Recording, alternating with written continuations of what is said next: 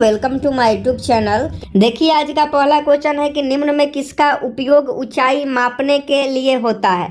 एक का सही जवाब बताएं। बहुत इम्पोर्टेंट क्वेश्चन है कि निम्न में से किसका उपयोग ऊंचाई मापने के लिए होता है। एक का सही जवाब बताएं कि निम्न में से किसका उपयोग ऊंचाई मापने के लिए होता है। तो एक का अगर आप ऑप्शन सी अल्टीमीटर बता रहे हैं तो आपका बिल्कुल राइट आंसर हो जाएगा। Altimeter will be right answer.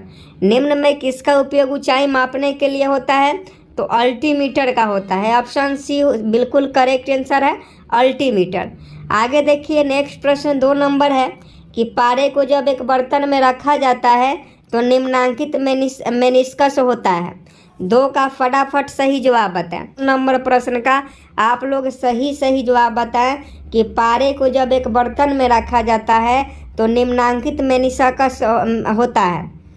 तो 2 का अगर आप ऑप्शन बी उत्तल बता रहे हैं तो आपका बिल्कुल राइट आंसर हो जाएगा। 2 का ऑप्शन बी बिल्कुल राइट आंसर हो जाएगा। अगला प्रश्न 3 नंबर प्रश्न का सही जवाब बताएं कि वाहन के टायरों को पर्याप्त भाग में फुलाया जाता है निम्न के लिए। 3 का सही जवाब बताएं कि 3 का सही जवाब क्या होता है। वाहन के टायरों को पर्याप्त भाग में फुलाया जाता है निम्न के लिए। फटाफट बताएं। आप देखते होंगे कि मोटरसाइकिल में हवा नहीं रहता है तो हवा हम लोग लेते हैं। ये क्यों लेते हैं तो इसका कारण जो है ये सरलता से दौड़ने के लिए। अगर हवा सही है तो आसानी से रनिंग करेगा, घर्षण कम होगा और टायर जो जल्दी है वो ख़राब भी नहीं होता है, इसलिए वाहन में हवा फुल रखना चाहिए। आगे देखिए 4 नंबर कि गर्मी के मौसम में पंखा आराम का एहसास दिलाता है क्योंकि। अब गर्मी का मौसम आने वाला है और आप सभी जो है पंखे का इस्तेमाल करेंगे तो आराम महसूस कीजिएगा। थोड़ा सा भी गर्मी लगती है तो पंखा चलाओ, तो पंखा चलाने के बाद जो होता है आराम महसूस होता है। इसका कारण क्या होता है तो इसका कारण पसीना तेज़ी से वाष्पित होता है। ऑप्शन सी बिल्कुल राइट आंसर हो जाएगा। गर्मी के मौसम में पंखा आराम का एहसास दिलाता है क्योंकि पसीना तेज़ी से वाष्पित होता है। तो 4 का ऑप्शन सी आपका बिल्कुल करेक्ट आंसर हो जाएगा। आगे देखिए 5 नंबर कि गैमीट की शुद्धता के नियम का प्रतिपादन किया था।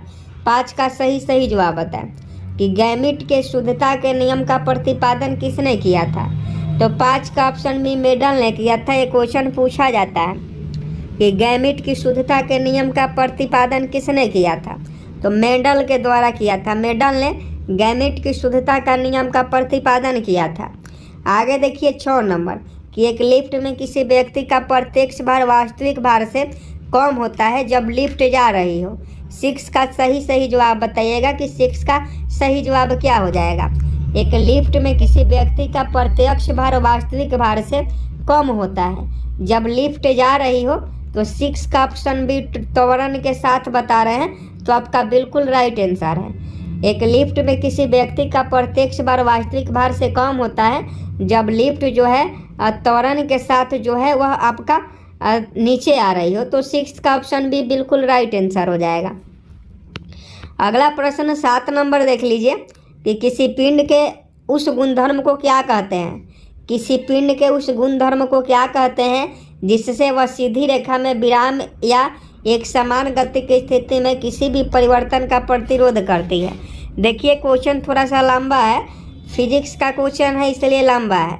अगर आपको एक बार में नहीं समझ में आए तो 2 बार पढ़िएगा, ध्यान से पढ़िए कि किसी पिंड के उस गुणधर्म को क्या कहते हैं जिससे वह सीधी रेखा में विराम या एक समान गति की स्थिति में किसी भी परिवर्तन का प्रतिरोध करती है। तो 7 का ऑप्शन भी जड़त्व आपका बिल्कुल राइट आंसर हो जाएगा। जड़त्व आपका बिल्कुल करेक्ट आंसर हो जाएगा। आगे देखिए 8 नंबर कि जब लोलक घड़ी का लंबाई चौगुनी हो जाती है तब उसका समय अवधि होगी। 8 का सही जवाब बताएं कि जब लोलक घड़ी का लंबाई चौगुनी की जाती है तब उसका समय अवधि होगी।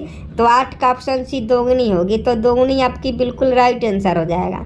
जब लोलक घड़ी का लंबाई चौगुनी हो जाती है तब उसका समय अवधि कितनी होगी तो दोगुनी होगी। तो आपका ऑप्शन सी बिल्कुल राइट आंसर हो जाएगा। 9 नंबर प्रश्न का सही जवाब बताएं। रॉकेट डैश के सिद्धांतों पर कार्य करता है। 9 का सही जवाब बताएं। कि रॉकेट डैश के सिद्धांतों पर कार्य करता है। तो 9 का ऑप्शन डी संवेग संरक्षण आपका बिल्कुल राइट आंसर हो जाएगा। रॉकेट डैश के सिद्धांत पर काम करता है, तो संवेग संरक्षण के सिद्धांत पर रॉकेट जो है काम करता है। तो 9 का ऑप्शन डी बिल्कुल करेक्ट आंसर हो जाएगा। 10 नंबर प्रश्न का सही जवाब बताएं कि शून्य में स्वतंत्र रूप से गिरने वाली वस्तु की, शून्य में स्वतंत्र रूप से गिरने वाली वस्तु की। तो देख लीजिए क्या सही जवाब हो जाएगा।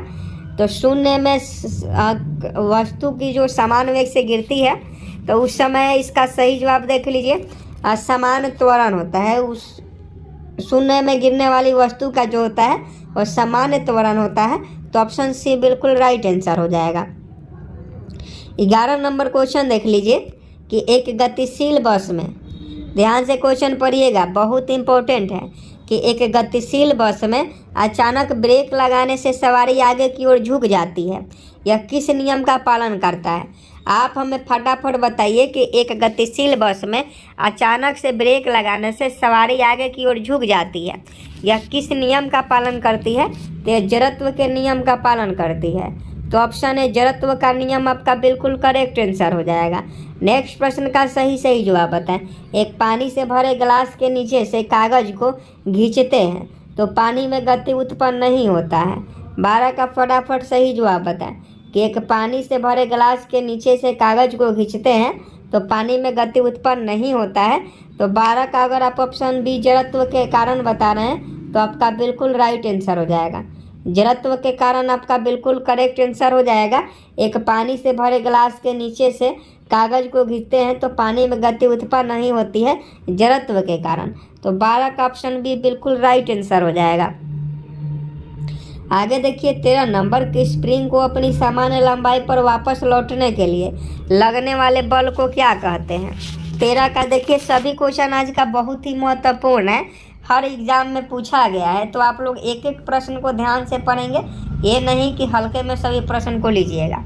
तो 13 का सही जवाब बता कि स्प्रिंग को अपनी समान लंबाई पर वापस लौटने के लिए लगने वाले बल को क्या कहते हैं? तो उस बल का नाम प्रत्यानयन बल है।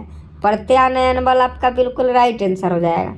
14 नंबर प्रश्न का सही जवाब बता कि कंप्यूटर का दिमाग कहा जाता है। 14 का सही जवाब बताएं कंप्यूटर का दिमाग कहा जाता है। तो ब्रेन ऑफ कंप्यूटर आप लोग जो सभी लोग जानते हैं कि ब्रेन ऑफ कंप्यूटर सीपीयू को कहा जाता है। तो ऑप्शन बी बिल्कुल राइट आंसर हो जाएगा। सेंट्रल प्रोसेसिंग यूनिट को कंप्यूटर का दिमाग कहा जाता है, तो सीपीयू बिल्कुल करेक्ट आंसर हो जाएगा। देखिए कंप्यूटर से भी 1-2 क्वेश्चन आते हैं, इसलिए हम बीच में आपको कंप्यूटर का भी क्वेश्चन करवाते हैं ताकि आपको हमको हर तरीक़ा से तैयार करना है। क्वेश्चन चाहे जैसे भी रहे, हालात चाहे जैसे भी रहे, सही जवाब देकर आना है। तो 15 का सही जवाब बताएं कि कंप्यूटर की असेंबली भाषा है। फटाफट 15 का सही जवाब बता। कंप्यूटर की असेंबली भाषा है। 15 का सही जवाब बता, फटाफट बताइए। और देखिए 15 का फटाफट सही जवाब बताए कि कंप्यूटर की असेंबली भाषा है, तो ये आपका निमोनिक्स होता है। कंप्यूटर की असेंबली भाषा कौन सी है? निमोनिक्स कंप्यूटर की असेंबली भाषा है। आगे देखिए DOS का अर्थ होता है DOS का फुल फॉर्म बताइए कि DOS का फुल फॉर्म क्या होता है? फटाफट बताएं, I am waiting for your answer. तो ये आपका डिस्क संचालन प्रणाली होता है। डिस्क, डी से आपका हो गया डिस्क, ओ से हो गया ऑपरेट और सी से हो गया ऑपरेटिंग हो गया ओ से, और एस से हो गया सिस्टम। तो डिस्क संचालन प्रणाली यानी डिस्क ऑपरेटिंग सिस्टम जो होता है वह आपका DOS का फुल फॉर्म होता है। लैन प्रयुक्त होता है LAN, लैन प्रयुक्त होता है। तो लैन किसके लिए प्रयुक्त होता है? तो लैन का जो फुल फॉर्म होता है वह आपका लोकल एरिया नेटवर्क होता है। लोकल एरिया नेटवर्क जो होता है वह आपका LAN का फुल फॉर्म होता है। इसका मतलब होता है स्थानीय क्षेत्र के नेटवर्क के लिए। तो लैन प्रयुक्त होता है तो स्थानीय क्षेत्र के नेटवर्क के लिए। आगे बताइए कि निम्नलिखित में से कौन एक इनपुट डिवाइस नहीं है? तो इनपुट आउटपुट आप सभी जानते होंगे। कंप्यूटर आप लोग उम्मीद है कि सभी लोग पढ़े होंगे, क्योंकि आज के ज़माने में सब कोई कंप्यूटर का कोर्स करता है। तो 18 का ऑप्शन डी हो जाएगा micro processor. Micro processor input device है। कंप्यूटर में प्रयुक्त आईसी चिप सामान्यतः किसके बने होते हैं? तो सबसे पहले आईसी का फुल फॉर्म क्या होता है? तो इंटीग्रेटेड सर्किट होता है। आईसी का फुल फॉर्म इंटीग्रेटेड सर्किट होता है और यह अर्धचालक सिलिकॉन का बना होता है। सिलिकॉन का यह बना होता है। आगे देखिए 20 नंबर की सोडा वाटर बनाने के लिए कौन सी गैस का प्रयोग किया जाता है?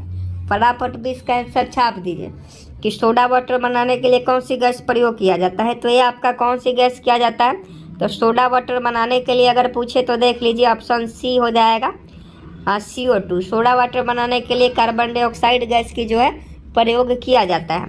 अगला प्रश्न का सही जवाब बताएं कि द्रवित पेट्रोलियम गैस के प्रमुख घटक हैं। फटाफट सही जवाब बताएंगे कि द्रवित पेट्रोलियम गैस के प्रमुख संगठक है। I am waiting for your answer. 21 का सही जवाब बताएं कि द्रवित पेट्रोलियम गैस के प्रमुख संगठक है। तो ब्यूटेन और प्रोपेन है। ब्यूटेन और प्रोपेन द्रवित पेट्रोलियम गैस के प्रमुख संगठक है। आगे देखिए 22 नंबर, बॉयल नियम निम्नलिखित स्थिति में लागू होता है। 22 का सही जवाब बताएं। बॉयल नियम निम्नलिखित स्थिति में लागू होता है। तो ये आपका नियत तापमान पर बॉयल का नियम जो है वो लागू होता है। अगला प्रश्न का सही जो बताए कि एक एवोगाड्रो संख्या का मान होता है। 23 का सही जवाब बताएं। एक एवोगाड्रो संख्या का मान होता है। तो एक एवोगाड्रो संख्या का मान 6.023 गुणे 10 के पावर 23 होता है। ये क्वेश्चन पूछा जाता है, केमिस्ट्री का क्वेश्चन है और यह इंटर में पढ़ना है आपको। एवोगाड्रो संख्या का मान कितना होता है? 6.023 गुणे 10 के पावर 23 होता है। आगे देखिए 24 नंबर की एल्कोहल में डैश निहित रहता है। तो एल्कोहल में क्या रहता है? तो एल्कोहल में आप सभी जानते हैं कार्बन, हाइड्रोजन और ऑक्सीजन रहता है। एल्कोहल में पूछा जा रहा है, एल्कोहल में। आगे देखिए विद्युत बल्ब में कौन सी गैस प्रयुक्त होती है? तो फटाफट बताइए कि जो बल्ब होती है उसमें कौन सी गैस जो है प्रयुक्त होती है? विद्युत बल्ब में कौन सी गैस प्रयुक्त होती है? तो देखिए विद्युत बल्ब में जो गैस प्रयुक्त होती है वो अक्रिय गैस होती है। आगे देखिए अक्रिय गैस परमाणुओं के सबसे बाहरी कक्षा में कितने इलेक्ट्रॉन होते हैं? अक्रिय गैस परमाणुओं के, ध्यान से क्वेश्चन पढ़िएगा, अक्रिय गैस परमाणुओं के सबसे बाहरी कक्षा में कितने इलेक्ट्रॉन होते हैं? तो 8 इलेक्ट्रॉन होते हैं। निम्नलिखित में कौन सी आदर्श गैस नहीं है? तो आदर्श गैस आपका सिलिकॉन नहीं है। ये सिलिकॉन आदर्श गैस नहीं है, ये अर्धचालक है। एनटीपी पर किसी गैस का 1 मोल का आयतन कितना होता है? तो 22.4 लीटर होता है। सभी लोग को मालूम होना चाहिए कि एनटीपी पर समान किसी गैस का 1 मोल का आयतन 22.4 लीटर के बराबर होता है। आगे देखिए कि वनस्पति घी निम्न में से किससे बनाया जाता है? तो वनस्पति घी हाइड्रोजन से बनाया जाता है। याद रखिएगा, वनस्पति घी निम्न में से किससे बनाया जाता है? तो हाइड्रोजन से बनाया जाता है। आगे देखिए वायुयानों के टायरों में भरने में किस गैस का प्रयोग किया जाता है? 30 का छाप दीजिए। तो 30 का ऑप्शन भी हीलियम हो जाएगा। वायुयानों के टायरों में भरने में किस गैस का प्रयोग किया जाता है? तो हीलियम गैस का प्रयोग किया जाता है। आगे देखिए ग्रीन हाउस के लिए उत्तरदायी है। तो ग्रीन हाउस के लिए CO2 उत्तरदायी होता है, कार्बन डाइऑक्साइड। तो ऑप्शन में बिल्कुल करेक्ट आंसर हो जाएगा। अगला प्रश्न देखिए कि ग्रीन हाउस गैस प्रभाव क्वेश्चन पूछा जाता है कि ग्रीन हाउस गैस प्रभाव में पृथ्वी के वातावरण का गर्म होना किसके कारण से होता है? तो देखिए ग्रीन हाउस गैस प्रभाव में पृथ्वी के वातावरण का गर्म होना जो होता है अल्ट्रावायलेट रेज से, यानी अल्ट्रावायलेट किरणें से होती है। तो 32 का ऑप्शन भी बिल्कुल राइट आंसर हो जाएगा।